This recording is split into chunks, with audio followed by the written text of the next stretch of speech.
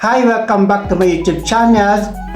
I'm Chef Abe Arellano, and today's video is about the food terminology on culinary arts and the letter A. So this is the last episode to discuss about the term on the last letter A. So before we jump into our discussion, subscribe and click the notification bell for more videos. So as we begin, the word term because the babaganos. This is a word term made refer to a Middle Eastern dish of pureed eggplant, olive oil, tahini, lemon juice, and garlic garnished with chopped mince, pomegranate seeds, or chopped pistachio. It is served as a dip or spread usually with pita bread or also known as tabal. The word next is the baki ketchup, or this word or term is referred to that's East Indian dish of pork strips simmered with onion in diluted soy sauce and served with rice and a part of this ristofel. Word this bevoire or bevoire. This term and Algerian beverages consisting of milk and yogurt. The next term we have the babka. This refer to juice and Russian Polish dessert consisting of rich yeast dough made with many eggs and sweet butter flavored with citrus. Put and started with resin.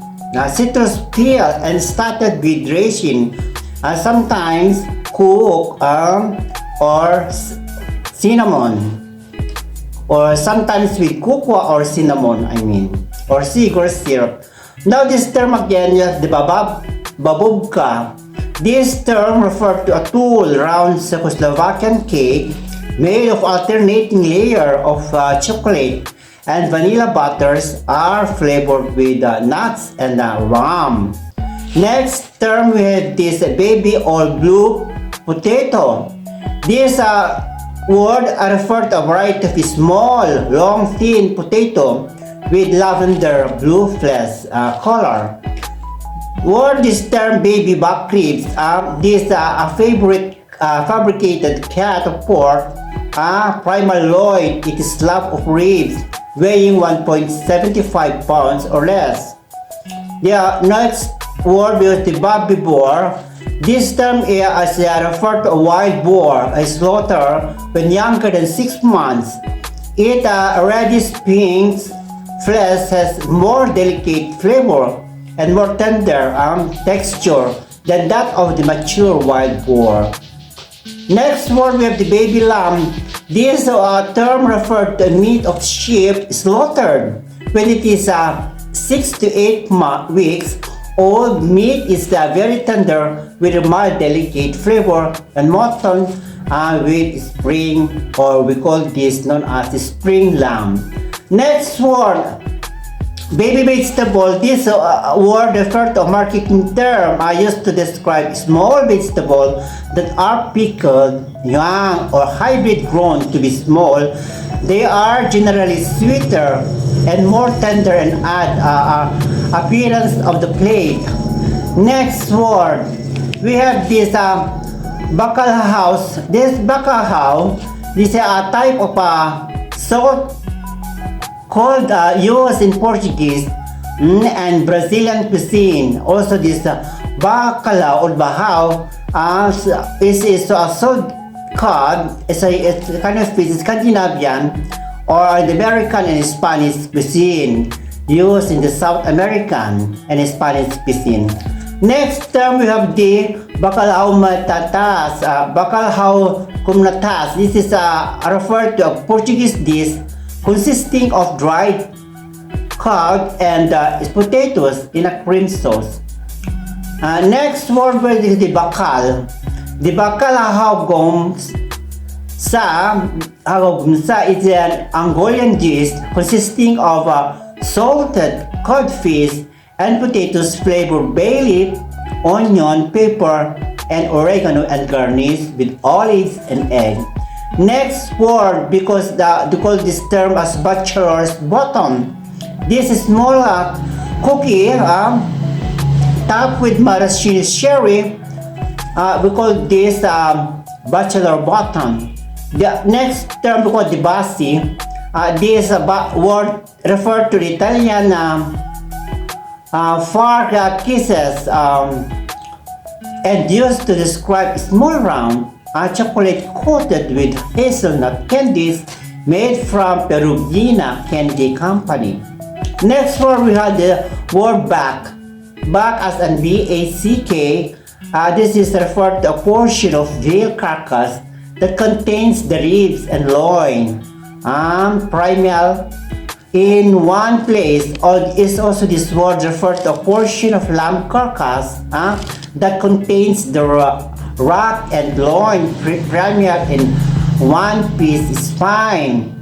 Next word we have this back daag. This term referred to the Pennsylvania Dutch word for baking day. One day each week, usually Friday, set aside for this activity. Next word we have this bakhohon. This bakhohon is referred to German dish of chicken rolled in breadcrumbs and fried. There's another word again. This we call this back of the house, or the back of the house. This referred to an area of restaurant, hotel, and like not open to the public. They are generally used as an office or as a kitchen use or other parts of the preparation.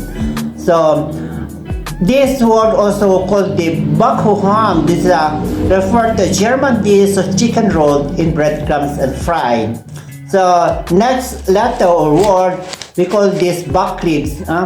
This term refer to a fabricated cut of pork loin or pork primary loin, consists of the ribs cut from the anterior end and also known as country style spirits. Next word we got the back strip. This word refer to the elastic connective tissue found in the neck, a region of the beef, veal or lamb carcasses, also known as yellow ligament.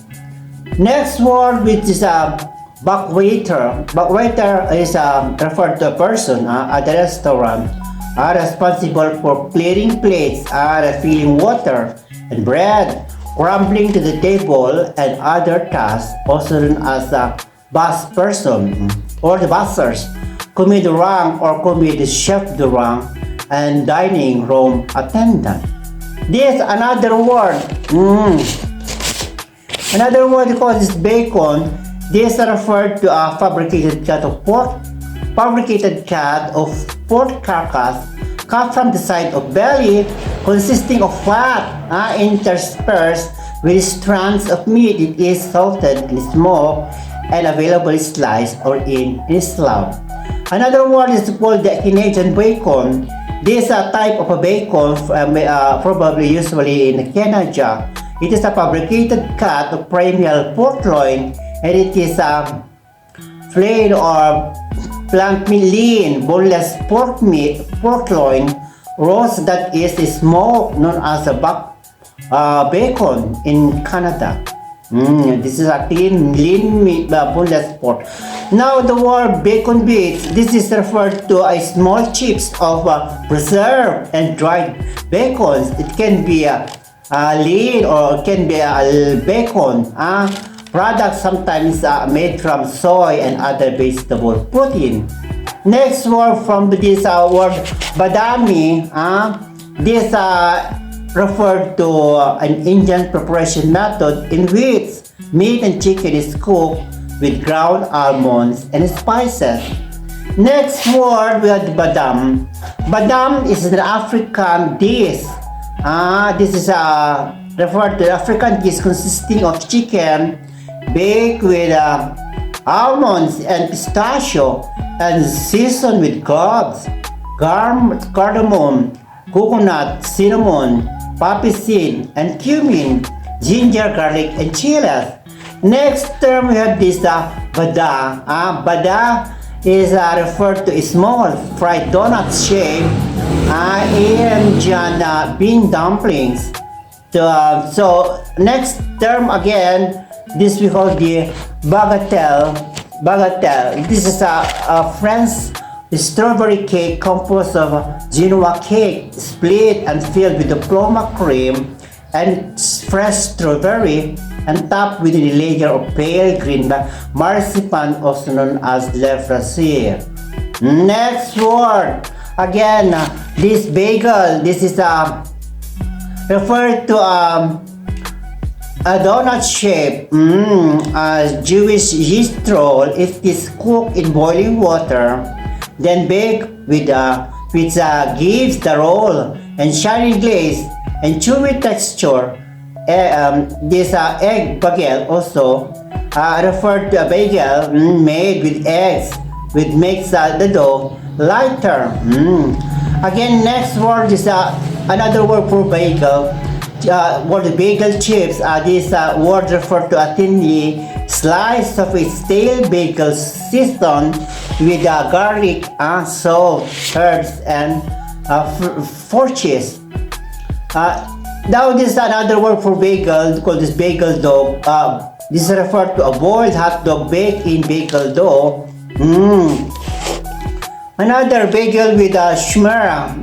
This bagel split bagel toasted and not with a dab of something, usually condiment, cream cheese, and butter spread on it. So next word.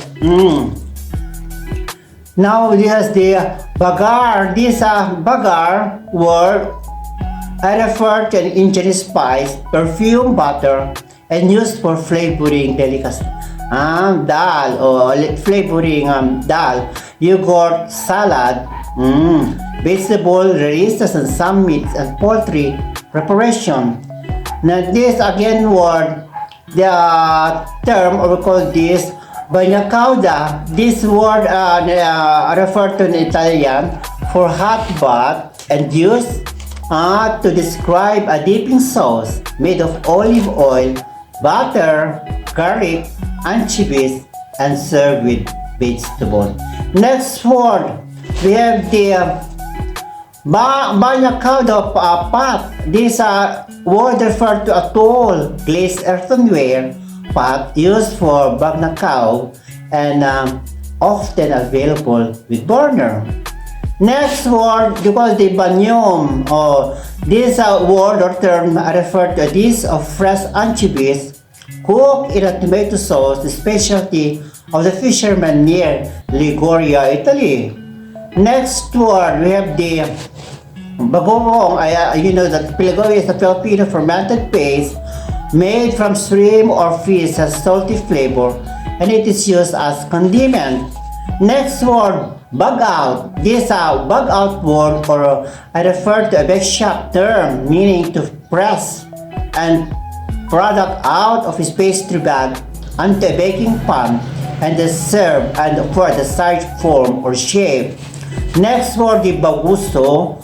This term refer to hard Italian granite cheese made from cow's milk, has a yellow interior and surface often colored red and sharp, strong flavor, also known as Bresciano. Next word, we have the baguette. This baguette term refer to a long thin loaf of French bread with a hard, crisp crust and airy, chewy texture, and also this baguette is referred to an airy dried salami, French sausage shaped like a baguette or French stick. Now this the word below the baharat. This is a term baharat referred to an Arabic for spice and used to describe a Middle Eastern flavor. Flavoring blends that generally consist of peppercorn, coriander, cinnamon, cloves, cumin, cardamom, nutmeg, and paprika. Next word, we have the Bani goreng. This word, sorry, this word or term refer to an Indonesian dish consisting of noodles and cooked foods such as shrimp or other shellfish, meat, chicken, eggs, onion, chiles, garlic, and cucumber, peanuts, and seasoning. This is we call this bani goreng. This is a famous Indonesian dish. So next word, this is bed malok. This bed malok is referred to a Middle Eastern dish consisting of hard-boiled egg. They are often colored for a special occasion. Next word is by manyan or the babi manyan. Baay manyan or bahi manyan. You call this referred to a fresh eggless Chinese noodle. Next word or this ban Mary. This referred to hot water bath used to use cook for gently or as to keep cooked foods hot, also known as water bath, or this also referred to a container for holding foods in a hot water bath. And now the term again, the bakagil. Bakagil o bakagi, gai, no bakagoy. Bakagawi is referred to a variety of dam native to clam, native to Japan. This is a native clam, type of clam native from Japan to rounded and lightened shell with sweet flesh and used for sushi, also known as uyayagi. Man, this word again, this term bake, these are referred to a Caribbean bread-like biscuit made from with coconut milk and cooked on a griddle or in the frying pan. The last word, now we have this type of term bake blind. This is usually used in the competition, the cooking competition. Bake blind, or other words, these are referred to a technique for baking and unfilled pastry or tart shell. The shape dough is weighted weighted down with dried beans and beans in a pie weights and then baked completely before being filled. That's ends as our discussion today, and thank you for joining us. And please thank you again for your loving support, and I see you in the next video.